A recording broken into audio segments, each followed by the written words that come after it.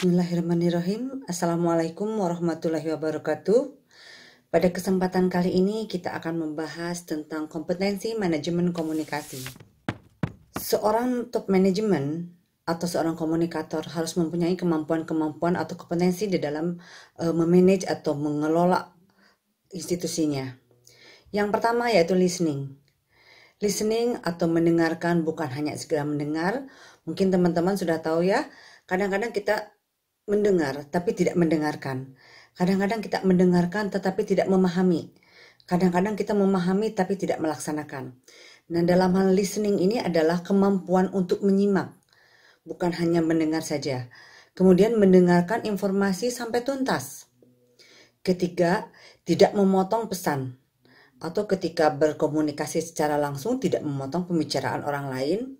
Atau ketika membaca pesan itu tidak sepotong-sepotong sampai tuntas. Seperti kita membaca surat atau ayat juga tidak sepotong-sepotong tapi sampai selesai gitu. Sehingga tidak menimbulkan pemahaman yang berbeda. Berikutnya adalah kemampuan untuk memahami. Setelah tadi menyimak, kemudian memahami. Karena bagaimanapun pembicara yang baik adalah pendengar yang baik. Listening to understand, not to reply. Jadi mendengarkan itu untuk memahami, bukan untuk langsung menjawab. Kemampuan berikutnya adalah assertiveness. Assertiveness atau bersikap tegas. Itu kemampuan untuk percaya diri. Dia punya sifat percaya diri yang bagus. Kemudian tidak bersikap agresif. Meskipun dia percaya diri tetapi tidak arogan atau agresif. Dia tegas pada porsinya. Yang berikutnya adalah penggunaan bahasa. Pemilihan kata-kata atau diksi yang sesuai dengan tema. Itu perlu sekali agar tidak menimbulkan perbedaan pemahaman. Yang kedua yaitu kesesuaian antara bahasa yang digunakan, yang saya gunakan atau yang kita gunakan dengan kapasitas komunikan. Mungkin teman-teman tahu bahwa kapasitas komunikan itu berbeda-beda.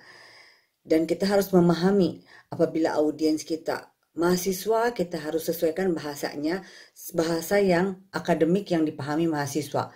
Apabila kita berbicara dengan anak-anak juga harus disesuaikan bahasanya. Karena bahasa menunjukkan siapa diri kita dan bahasa yang kita gunakan adalah cerminan identitas kita. Berikutnya adalah penggunaan pesan nonverbal. Ini penting ya. Gunakan gestural secukupnya. Misalnya kalau kita berbicara di depan, jangan terlalu banyak gerak. Misalnya harusnya gerakannya secukupnya saja, seperlunya saja. Jangan banyak kesana kemari sehingga menimbulkan pusing pendengarnya gitu atau yang menyimak pembicaraan kita. Kemudian perhatikan volume dan intonasi karena bagaimanapun volume intonasi merupakan faktor paralinguistik. Makna yang sebenarnya itu berada di volume kita atau intonasi kita. Jadi orang yang marah dengan yang tidak itu kelihatan dari intonasinya. Jadi paralinguistik itu adalah makna yang sesungguhnya di balik makna verbal. Yang ketiga yaitu pahami fungsi pesan nonverbal untuk melengkapi dan mempertegas pesan verbal sehingga digunakan seperlunya proporsional.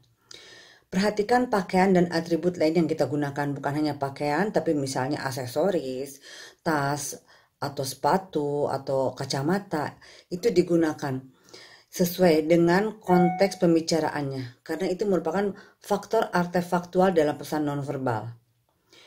Yang terakhir yaitu ingat pesan nonverbal tidak dapat dibohongi dan lebih akurat daripada pesan verbal.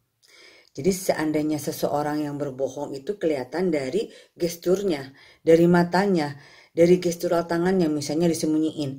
Atau kita contoh konkretnya ketika mulut kita berbicara, saya tidak makan es krim, tetapi mulut kita berlepotan bekas es krim.